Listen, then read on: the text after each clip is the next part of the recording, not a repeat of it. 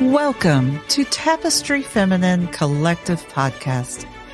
Join us as we weave a new legacy of feminine leadership with voices from visionary women around the world.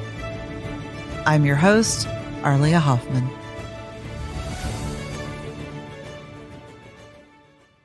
Welcome back to Tapestry. I'm Arlia, and I'm with Jacqueline Robinson, and we've been talking about sisterhood, the strong connections that are available to build with each other in sacred community, and what it looks like to create such a space to make it feasible for you to even really do that, to create a safe space where you feel the ability to be vulnerable, the willingness, and the courage it takes to walk that edge of opening yourself up to learning to trust other women and really owning your own felt experience and honoring that. And there's so much there. There's so much available there.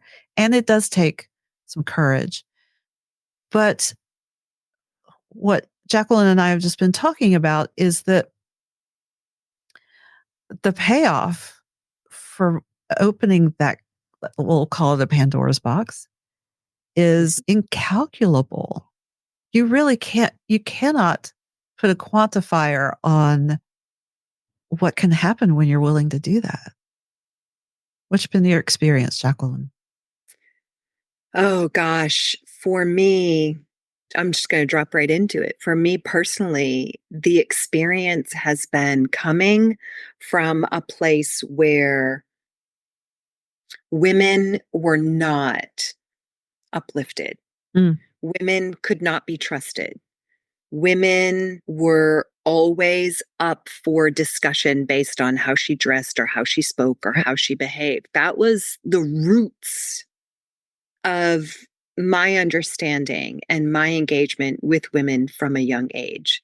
And I lived that going into experiences where I couldn't own my woman. I couldn't find the courage. I couldn't stand up. And in those moments, the outcome became more separation from women. Full circle to where I am in my life now, having cleared a lot of that, having by choice and by divine calling to obedience, moved through so many of those layers of how we've experienced, first of all, ourselves.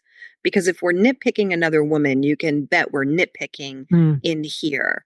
And so our relationship with women is really a beautiful gauge of where we are with our relationship of who we are as women. Mm-hmm.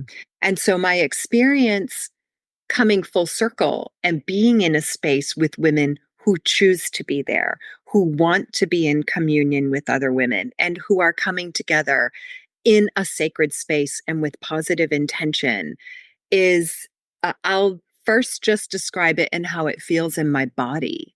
In my body, it feels spacious. It feels like anything is possible.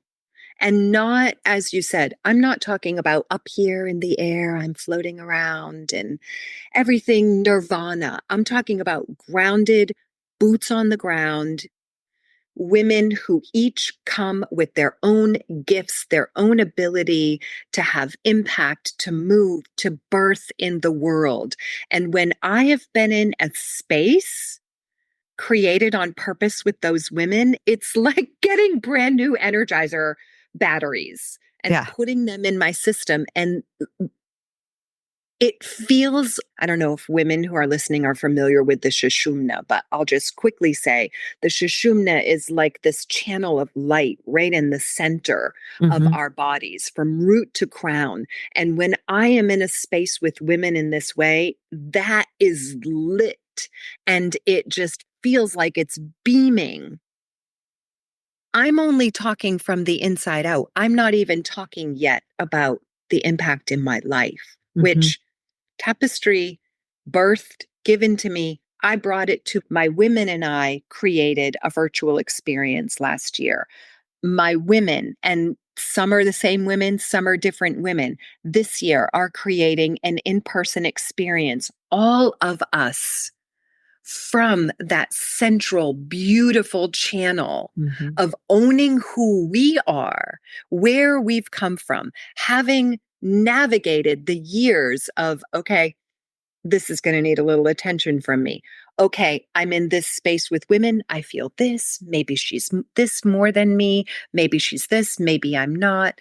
And really, we spoke recently that women coming together is about the ability to feel, allowing ourselves to feel all the sensations so deeply that the ones that don't belong can't stay. And that doesn't mean we have to work at it, or we have to go find it, or we have to go do inner child healing. For me, it has meant being in proximity, feeling what senses as disruption, witnessing side by side the thread of what my relationship to women was rooted in, and what I have had the courage to choose and birth and remember for myself. That has been life-changing.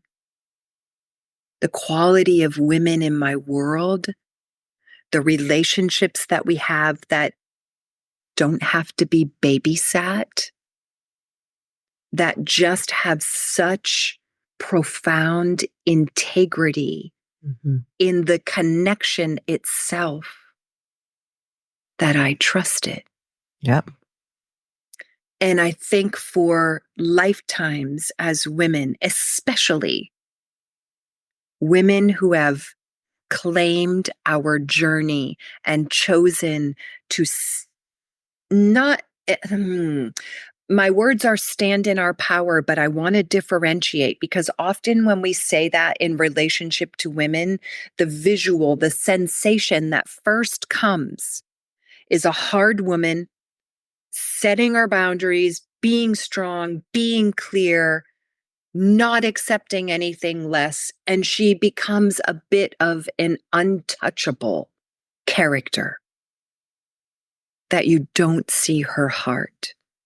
You don't feel her warmth. I'm talking about the kind of feminine power where we don't have to close the heart to be in our power. We can keep the heart open, and that light turns on, and we feel the intensity and the potency of being woman. I'm talking about that power. And to then, with that turned on, choose to sit in space with other women, also with their power light turned on, is profound. What have I experienced from it? More clarity in my business, deeper intimacy in my marriage. Women I know have my back, instead of always feeling like if I am vulnerable, if I am intimate, eventually that's going to turn and become betrayal. And we've all lived that. These are women who can hold their center. And so they don't have to hold yours, and they don't have to dismantle it. I'm going to stop you right there, because that's so essential. To inhabit your own energy and your own channel of light is to own all of who you are, and to trust that it's one of the foundations of temple and tapestry is that that we agree that we will all do that together. So that I'm not projecting all of whatever's happening in me onto you. I know it's happening inside of me, and I'm willing to be with myself and as that happens and ground myself and in some ways mind my own business and to be able to know to the best of our ability, I'm doing that and all the women here are doing that as well with their own selves so that we're not creating a mental an illusory mental drama about what's happening around us. Yes. We are all grounded in this body, this experience, these feelings, and we allow, and because we can honor our own container, we can honor the container of all the women around us. And that cuts through a lot of the drama that we've come to expect in the world around relationships between women. That cuts out a great deal of it and leads us into this. The potential then is to really experience that deeper river, that deeper flow of beauty and love and harmony, in the sense that feeling the vibration that connects all of us. It's a container that makes that much more easily to drop into and access. And then from then the sky's the limit, right? Because we have the potential to tap into all of that for ourselves and with each other. Yes. And so if I own my journey and you're owning yours, I can see my own beauty. But then when I look at you, I'm like, oh, look at her. Look what she has, what her light is beaming, the quality of who she is, what's particularly unique about her. It helps us take the scales off of seeing ourselves and seeing the women in front of us. Yes. Yes. And I would expand on that, each woman holding herself. And you said for yourself, you're speaking in that energy, and I'm sitting here really minding my business.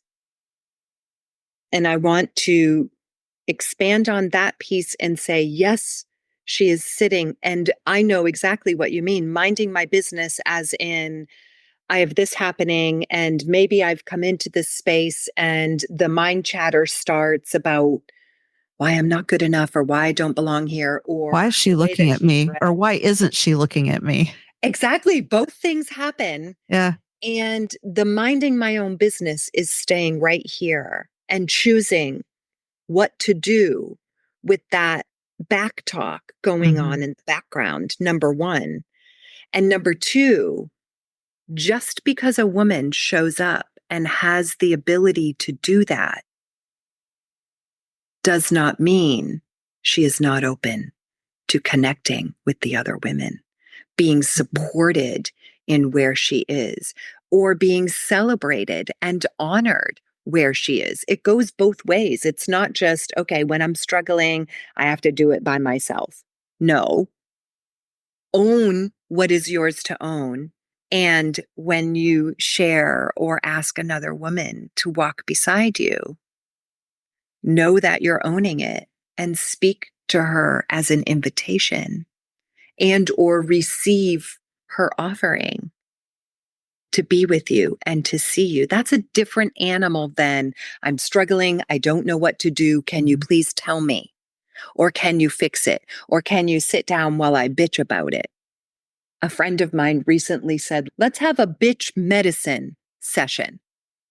And I knew what it meant because of the integrity of this woman. She was saying, listen, you have full permission to say what's going on. And it's not just going to be a bitch. It's going to be, say what's going on, bitch if you need to. And we're going to evolve that into honest truth about what's here, which is what I asked for. I wanted that reflection. So I stayed holding me, and I wanted to hear reflection, and I wanted to share what I was feeling.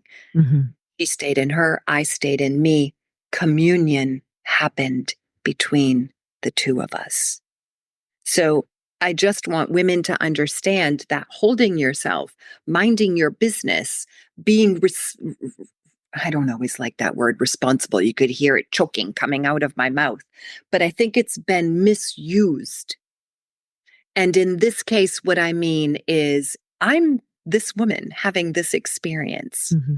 I'm going to stay with her and not be like, oh, this is a terrible experience. I don't like it. And I shouldn't be doing it this way. Yeah, I shouldn't be feeling this. I should be over. I should have blah, blah, blah. Instead, I'm this woman having this experience. And I would love you and your experience, even if you're just in the same room with me. Yeah. And we're not talking about just being in the same room. We're talking about true depth and communion and engagement.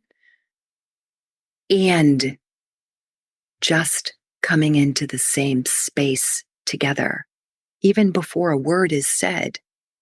Every woman in that room is going to have her senses turned on high, is going to be feeling things, is going to be hearing the dialogue, is going to have moments of uncertainty, exposure, vulnerability, and then courage and choosing and owning and being seen and thriving and coming alive in the experience of it.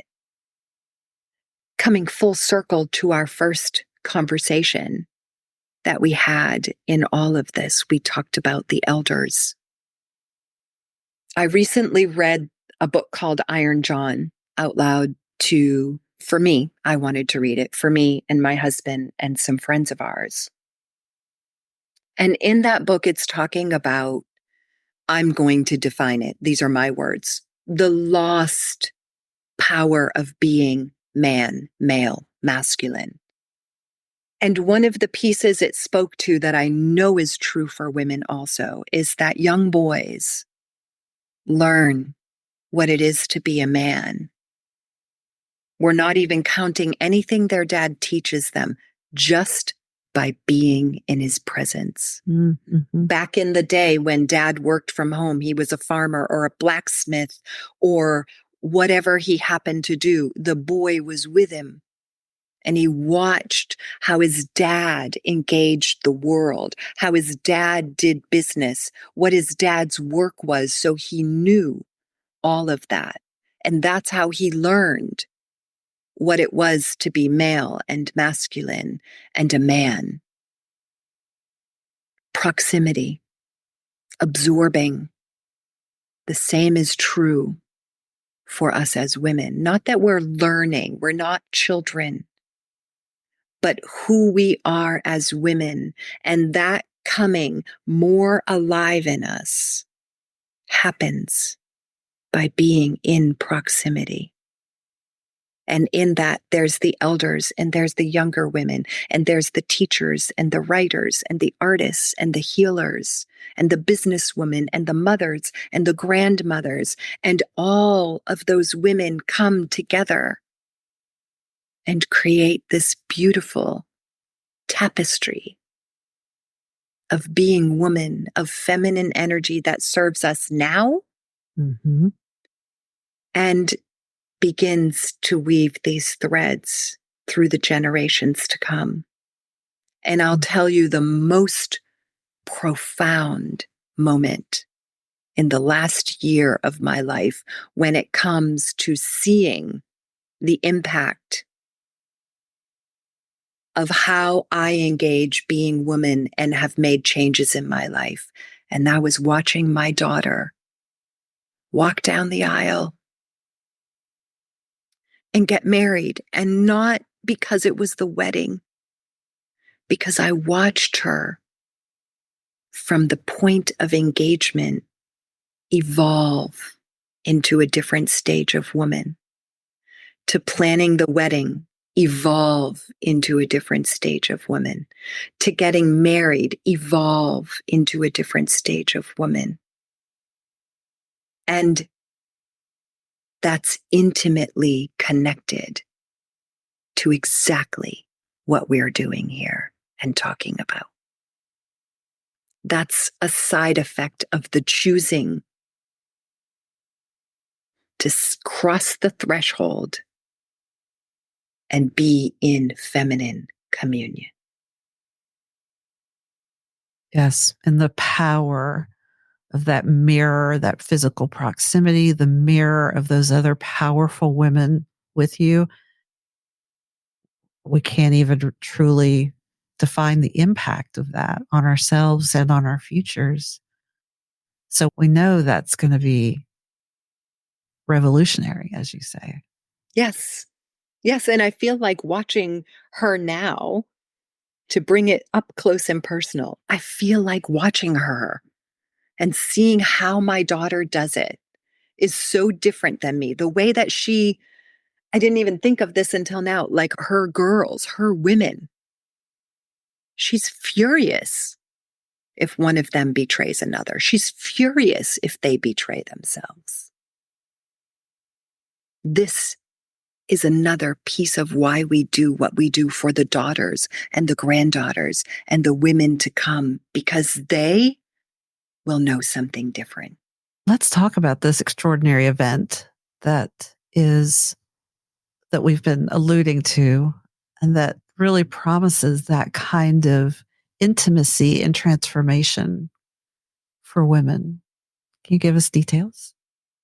I can give you some details. Some will be shared over time and others will be kept what's that word? I can't think of it. It's not exclusive, but the word went proprietary maybe, but that's not quite it. Secret was my first word, and you know I love secrets. It is really all coming together so beautifully this year in November, and Tapestry happens around 11/11. So on, I believe it's Thursday, November 7th, women will gather. We will experience your exquisite temple practice to really open us into deeper communion. We'll have all day Friday with a number of different active and ritual and deepening and connecting and engaging. We're weaving in all the things that women would love. And then Saturday, we'll have a little bit of time in the morning, and Saturday evening, we will complete with a gorgeous full dinner, dance floor, fabulous time, dressed to the nines, gala just for women. And all of this sounds beautiful and fun, and it is intentionally designed as a transformative experience, an initiation, and an opening into her next expansion. Mm-hmm. As a woman, as a feminine leader, perhaps as a business owner, as an artist and creative, as a mystic, whatever it may be, it's multifaceted and it's a game changer. And you will meet your edge. Game changer for sure. I cannot wait. I just cannot wait. This is going to be an extraordinary event. I'm so excited about it. I'm thrilled. And for a small number of women who choose, I'm actually opening my home on Sunday. Ooh. And it will be even more intimate. That will be for 8 to 11 women. We'll see. That sounds delicious. Jacqueline, thank you for joining me on this series, Tapestry about Sisterhood. It is what we're about. It's about what you're about, and really providing ways for women to really step into the fullness of who they are and live their calling, whatever that is, in the most expansive way. Live alive. That's it. Yes. The time is now. This is the time to be doing it, to be being it. Yes. Yes, absolutely. And there are a number of reasons for that. Energetically, cosmically, on our planet also, the time is now. Do it now. If you're at all a yes, do it now. Yes. Thank you. Thank you for joining us. This has been Tapestry Feminine Collective Podcast, and we will see you in November. See you in November. Thank you for joining us. Visit tapestryfemininecollective.com for more information about events and all our podcast episodes. We'll see you soon.